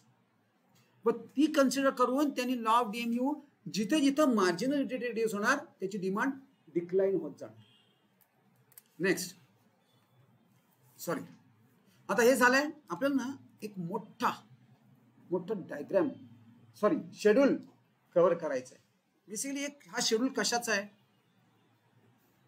Relationship between marginal utility and price. Relationship हा बऱ्याच स्टुडंटना तर अक्षरशः kilometres and kilometres डोक्याच्या वरनं जातो. अतिशय सिंपल कन्सेप्ट आहे आणि तुमच्या बाबतीत आहे. तुम्ही मॉलमध्ये गेल्यानंतर काय करता हे इथे दाखवलं, सांगितलं. बघा तुम्हाला बरोबर पटणार आहे किंवा काय करायचंय हे तुम्हाला सांगतायत. चेक करूया. बघा हा शेड्यूल काय, हे शेड्यूल काय, व्हॉट इज दिस, काय आपल्याला बरं. बाय द वे हे काय करायचं आहे, रिलेशनशिप बिटवीन मार्जिनल युटिलिटी आणि प्राइस. कसा संबंध आहे मार्जिनल युटिलिटीचा आणि प्राइसचा, पहिले आधी रीड करूया आणि मग आपण पुढे मूव्ह ऑन करूया. वल्लरी.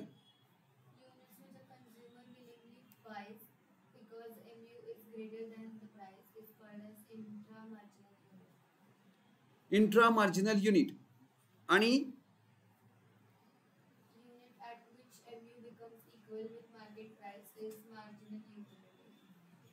दिस is called as consumer equilibrium. Mark करा. कंज्युमर इक्विलिब्रियम कधी आहे कंज्युमर इक्विलिब्रियम, जेव्हा MU बिकम्स, बाळा समृद्धी इकडे लक्ष दे नाही तर इथे ये, MU becomes equal with market price is marginal unit. Marginal unit म्हणजेच कंझ्युमर इक्विलिब्रियम. हा question answer in one sentence कुठे येऊ शकतो, anywhere.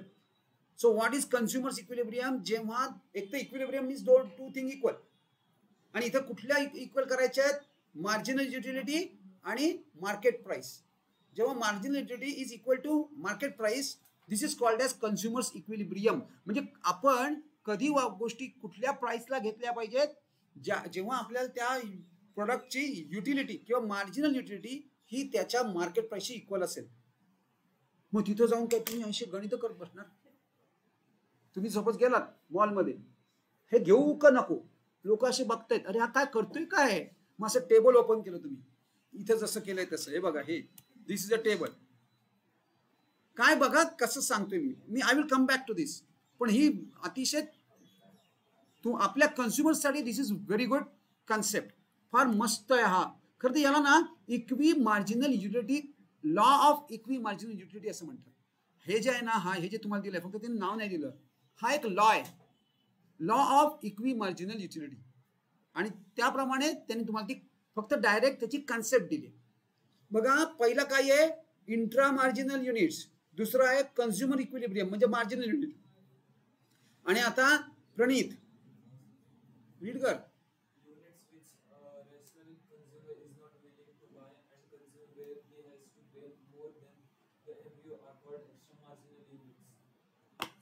Intra marginal, extra marginal आणि मार्जिनल युनिट अशा 3 कन्सेप्ट आपल्याला कव्हर करायचे.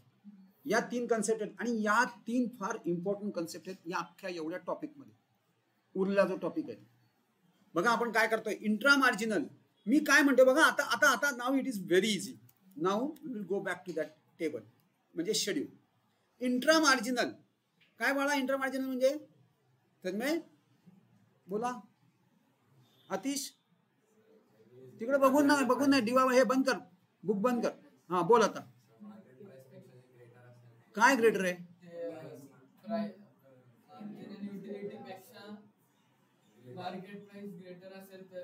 Intra margin. आणि दुसरं काय होतं अजून, MU is greater than. Okay पण म्हणजे नाही त्याचं नाव काय, त्यांनी नाव काय दिलं त्याला, MU is greater than MP म्हणजे मार्केट प्राइस. त्याला काय म्हणणार, extra marginal, intra marginal, extra marginal. आता मला तुमच्याकडनं हवंय, तुम्हाला काय कळलंय का बघा. हा काय आहे, marginal utility is greater than market price. तुम्ही अशी सिच्युएशन असताना बाय करणार का marginal utility is less than market price, अशी सिच्युएशन असताना बाय करणार. थांब back side. Marginal utility is greater than market price, त्या सिच्युएशनला तुम्ही बाय करणार. बरोबर आहे का नाही. म्हणजे खरं तर तुम्हाला युटिलिटी जास्त प्राइस कमी, दिस इज अ कन्सेप्ट. ही इथं कन्सेप्ट आहे. म्हणजे तुम्ही आता मला टेबल मधलं सांगायचंय. बरं इक्विलिब्रियम म्हणजे काय, 2 थिंग्स इक्वल. इथे कुठल्या 2 थिंग इक्वल केल्या आहेत, मार्केट प्राइस आणि मार्जिनल युटिलिटी. मग आता विच युनिट ऑफ कन्झम्पशनला इथं marginal utility is equal to market price आहे. म्हणजेच थोडक्यात कन्झ्युमर इक्विलिब्रियम. मी तुम्हाला का विचारतोय, अशा टाइपचे क्वेश्चन तुम्हाला 3 किंवा 5 मार्काला आहेत. हे अशा टाइपचं तुम्हाला शेड्यूल देणार आणि ते विचारणार.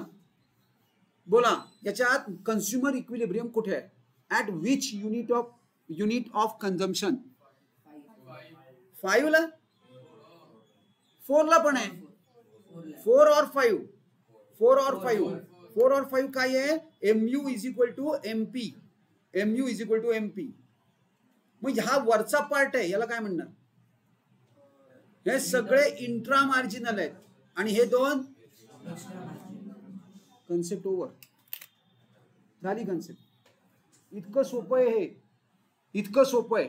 तुम्ही नीट फक्त लक्षात ठेवायचं आहे, जेव्हा युटिलिटी तुमची मार्केट प्राइस पेक्षा जास्त, ऑब्विसली तुमच्यासाठी विन सिच्युएशन आहे, पण परहॅप्स त्या सेलरसाठी ती विन सिच्युएशन नाही, म्हणून ते परहॅप्स होणार नाही. कधी कधी होऊ सुद्धा शकतं. म्हणजे तुम्ही घेतलेली वस्तू तुम्हाला जास्त प्राइस पेक्षा खूप जास्त यूज करून देते. Perhaps mobiles are extra marginal utilities. एक मोबाईल तुम्हाला एक्स्ट्रा मार्जिनल युटिलिटी प्रोव्हाइड करतात आणि म्हणून प्रत्येक जण मोबाईल घ्यायचा प्रयत्न करतो, कारण तो बरीच कामं करतो. तुमची बऱ्याच गोष्टी तुम्ही त्याच्यावर करू शकता. You can. म्हणजे मी काय म्हणते बघा, mobile has got extra marginal utility. पण असं पण होऊ शकतं, एखादा कमॉडिटी तुम्ही घेतली आणि ती काय प्रूव्ह झाली, इंट्रा मार्जिनल. म्हणून मी तुम्हाला सांगितलं, जेव्हा तुम्ही मॉलमध्ये जाल तेव्हा काय चेक करायचंय, तर त्याची युटिलिटी चेक करते. मस्त दिसतंय, चला घेऊन टाकू, गरज आहे नाही काय बघायचं नाही, धन धन धन धन नुसतं ती बॅग भरत जायचं. लागेल नंतर लागेल कधीतरी, अरे काय कशाला. सो म्हणून, आणि हे कन्झ्युमर साठी आहे. हा कुठला लॉ आहे, law of equi marginal utility. त्यात तो लॉ तुम्हाला थोडासा मॉडिफाय करून देऊन टाकलाय. म्हणजे मॉडिफाय नाही, त्यातले फक्त सिनॉप्सिस किंवा त्यातले फक्त एक्स्ट्रॅक्ट तुमच्यापर्यंत आणले आणि मी तर आणखीन ते एक्स्ट्रॅक्टिव्ह करून टाकलं. मी फक्त 3 पार्ट्सवर कॉन्सन्ट्रेट केलं याच्या. कुठले 3 पार्ट्स आहेत? इंट्रा मार्जिनल, एक्स्ट्रा मार्जिनल आणि तुम्ही आता बोललात की phone extra marginal utilities provide करतो, तर हे स्टेटमेंट जस्टिफायला येऊ शकतं? नाही नाही नाही येऊ का नाही येऊ शकणार? येऊ शकतं, व्हेरी मच पॉसिबल. ते कसं माहिती का, ते आयडेंटिफाय द कन्सेप्ट मध्ये देणार तुम्हाला, जस्टिफायला परहॅप्स नाही देणार. आणि इथे जस्टिफाय नसतं, इथं ऍग्री डिसऍग्री असतं. इथं ऍग्री डिसऍग्री असतं, पण ते जस्ट लाईक जस्टिफाय सारखंच असतं. चला मी काय आलोय, मी आलोय डायरेक्ट एक्सरसाइज वर.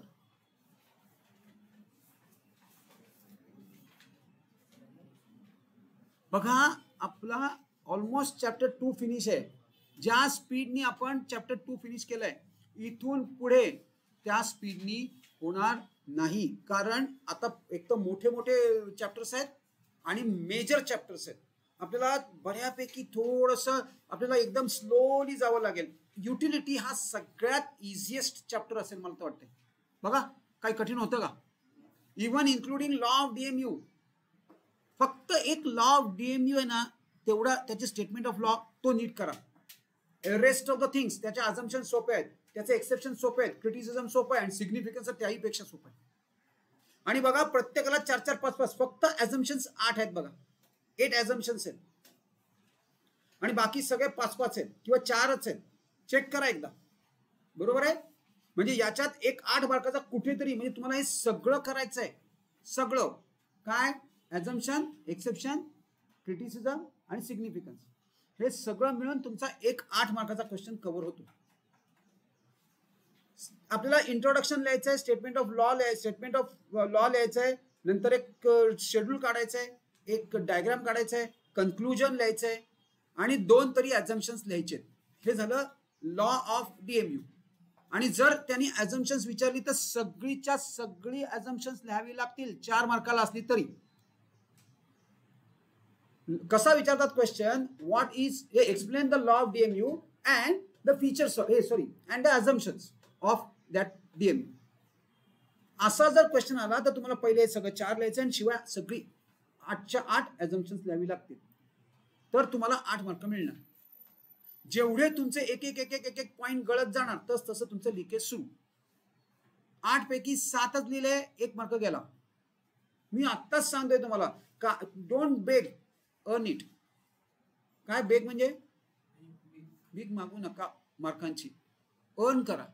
म्हणजे सर 7 मी लिहिलेत ना, मला 1 मार्क द्या ना अजून. नो, मिळणार नाही. आणि तिथं ते रुथलेस असतात. No one is going to listen over there. तुम्हाला कोणी ऐकणार नाही. ते काही नाही, हे आहे हे घ्या आणि संपा, चला घरी जा, अशा स्वरूपात आहे तिथं. आपण रिव्हॅल्यू करतोय, आम्ही केलं ना रिव्हॅल्युएशन, काय झालं? काही फरक नाही पडलेला. किती 5 जणांचे आम्ही रिव्हॅल्युएशनला टाकलेत. माझं तर म्हणणं आहे, ही जी 87 वाली आहे तिचं कमीत कमी 92 पाहिजेत. पण नाही, काय होतच नाही. तर काय करणार? चला जाऊन दे, 87 तर 87 घ्या. नंतर काही करता येणार नाहीये, हे मला सांगायचं आहे. जे काय आहे ते आत्ता.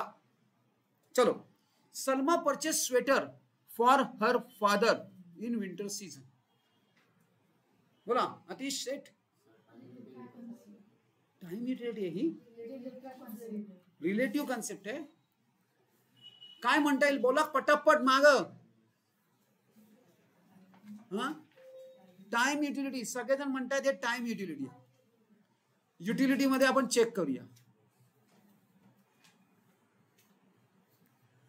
Is it woolen clothes have a greater utility in a winter? So we can say this is a relative concept. Ata how it is time utility. Salma purchased sweater for her father in winter season. Time change झाला म्हणून केलं, म्हणून असं म्हणताय. आणि ही काय म्हणते ते रिलेटिव्ह आहे का? कारण woolen sweaters have got a utility in winter. दोन्ही होऊ शकतं, बोथ. पण तुम्हाला ते नीट एक्सप्लेन करता आलं पाहिजे. हाऊ इट इज टाइम आणि हाऊ इट इज रिलेटिव्ह, पण मेक इट रिलेटिव्ह. फक्त ते काय करते आता सलमाच्या जागी दुसरी कोणतरी नाव टाकलं आणि हे देणार तुम्हाला. काय Samruddhi, what is this concept? मी काय सांगितलं?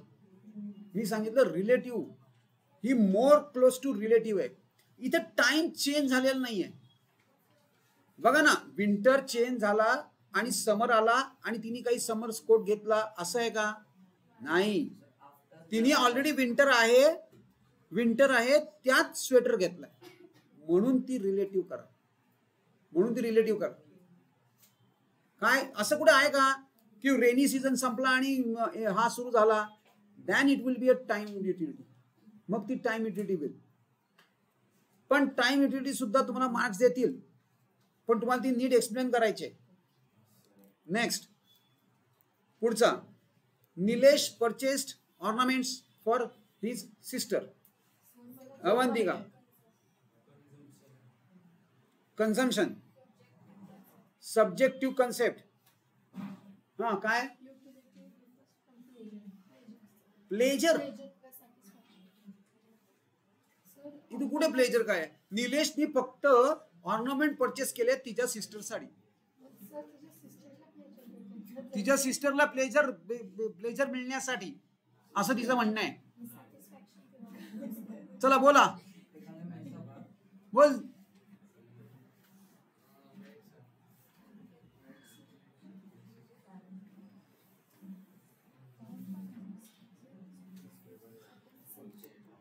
सब्जेक्टिव्ह कन्सेप्ट कशी? How it differs from person to person. खरं तर पोझिशन पण येऊ शकतं. Unless and until she have that position, she do not have. ती काय करते, शोकेस मध्ये बघते त्याची सिस्टर काय मस्त आहे, पण जोपर्यंत तो तिला घालता येत नाही हार, तोपर्यंत तिला तिची युटिलिटी काहीही नाही. पण we can say it is psychological concept. Utility differs from person to person. This is due to difference in taste, preferences, likes, dislikes in nature. Example, stethoscope has a utility to a doctor but not to a layman. मग आपण इथं काय करू शकतो? Nilesh purchase ornaments for his sister. Ownership transfer पण होऊ शकते, पण पोझिशन युटिलिटी खरं तर माझ्या मते ownership transfer. Okay, possession utility किंवा it is subjective concept. Possession utility पण होऊ शकते जोपर्यंत ती बघते त्या शोकेस मध्ये, पण युटिलिटी नाही. जेव्हा तिला तो, म्हणून त्यांनी तिला गिफ्ट केली, आता तिला युटिलिटी क्रिएट झाली. आता काय करू शकते ती? सगळीकडे दाखवत हिंडणार, बघा ही बघा मला काय दिलंय, नेकलेस नाही ऑर्नामेंट्स. ओके, मी नेकलेस म्हणते पण ते ऑर्नामेंट काही असू शकतं. ऑल राईट, चलो नेक्स्ट पुढचं. कविता consumed 5 units of oranges. Shravani, 5 units of oranges, one after another. Total utility म्हणता येईल? नाही. बोल काय?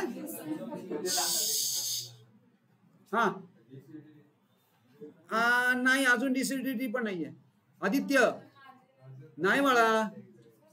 अरे, वन आफ्टर अनदर. सक्सेसिव्ह म्हणजे काय? नाही successive units one after another consume केलंय. नाही, it is not total utility. चला मी आय विल फार तर फार टोटल युटिलिटी, पण अजून काय तुम्ही कन्सिक्युटिव्ह मध्ये म्हणजे कन्सिस्टन्सी किंवा काय आहे ना, काय आहे कॉन्स्टन्सी. मार्जिनल युटिलिटी कधी असते? जर ऐका, हॅलो, ही मार्जिनल युटिलिटी का नाहीये? कारण एक ऍडिशनल युनिट जर तिने एक ऍडिशनल युनिटचा मँगो जर कन्झ्युम केला असता आणि तिला काही ऑरेंज तर तिला काहीतरी युटिलिटी निघाली असती, तर तिला मार्जिनल युटिलिटी म्हणणार. ती फक्त फटाफट एका पाठोपाठ एक ऑरेंजेस कन्झ्युम करतील. मग प्लेजर मिळते प्लेजर मिळते म्हणून नाही, ही आयदर टोटल युटिलिटी नाही तर कुठलं, ही एक ऍक्टिव्हिटी आहे, फीचर आहे, फीचर आहे, वन ऑफ द फीचर युटिलिटीचं. हा काय फीचर, काय युटिलिटीचं फीचर आहे याच्यात एक नाही. सक्सेसिव्ह, ती सक्सेसिव्ह युनिट्स फटाफट फटाफट कन्झ्युम करते आहे ना, टोटल युटिलिटी मध्ये पण आहे. त्याच्या आतलं सांगायचं. चला total utility they will grant you. Bhushan refuse to eat. हा हे तर अगदी सोपं आहे. नाही, this is not this utility. नाही, पॉइंट ऑफ सॅटिस्फॅक्शन. पॉइंट आत्ता बोलली होती, आत्ता आहे ते.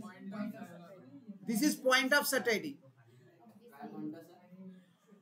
अरे बाबा वाच वाच, रीड कर, रीड कर, थांब, रीड कर.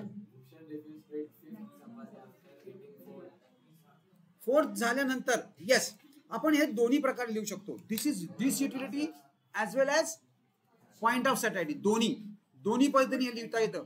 पॉइंट ऑफ सॅटिस्फॅक्शन का, कारण he has reach to that point of satisfaction, so now is denying. आणि डिसयुटिलिटी का, कारण हे जर फिफ्थ चपाटी त्यांनी हे घेतली तर त्याला त्याची डिसयुटिलिटी क्रिएट होणार. दोन्ही तुम्ही लिहू शकता, डिसयुटिलिटी पण लिहू शकता आणि कन्झ्युम केली नाही ना, रिफ्यूज केली, म्हणजे ती पॉइंट ऑफ सॅटिस्फॅक्शन पण होऊ शकतं. आणि कन्झ्युम का नाही केली, because it will create disutility for. असं पण करता येतं, असं पण करता येतं. चलो last one. Lalita satisfied her want of right. एकदम इझी, एकदम easy. This is really easy. चलो टुमॉरो, बाय द वे आपल्याला उद्या, हॅलो, उद्या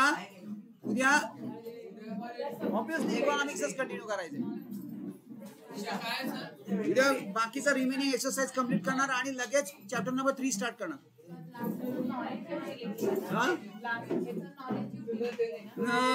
नॉलेज नको. ललिता सॅटिस्फाईड हर वॉन्ट, तिची वॉन्ट सॅटिस्फाय केलंय तिने.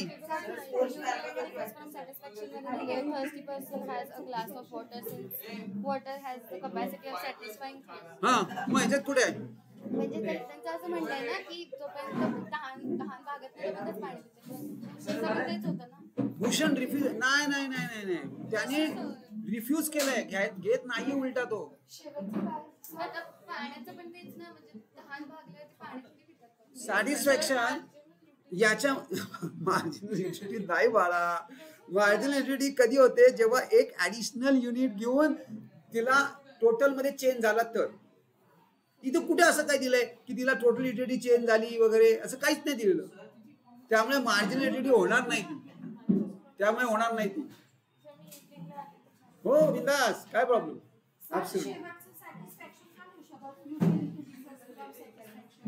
अरे ललिता सॅटिस्फाईड हर वॉन्ट, तिने सॅटिस्फाय केलं आणि त्याच्यातनं सॅटिस्फॅक्शन आलं का नाही आपल्याला माहित नाही. तिने फक्त वॉन्ट सॅटिस्फाय केले बाय युझिंग. काय रे,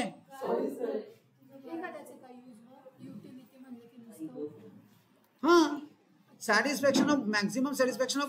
बघ ना ती काय करते, her want by writing on easy on essay. ती तिचं जी युटिलिटी आहे, तिची जी सॅटिस्फॅक्शन ऑफ वॉन्ट आहे ती कंप्लीट करते by using this pen and notebook. So definitely it is a utility. हा बा मग कशाच आहे बॅलन्स शीट. अरे पुढे जा ना, जीपी निघाला, एनपी काढ, बॅलन्स शीट टॅली कर. आता एनपी आणि बॅलन्स शीट पण पोचायचं आहे. हा त्याशिवाय कम्प्लीट नाही होणार. हा हे पण कम्प्लीट कर, हे पण कम्प्लीट कर. कुठला आहे हा, 11 मधला, हरकत नाही पण तो कम्प्लीट कर. एनपी पण कॅल्क्युलेट कर. Yes bye.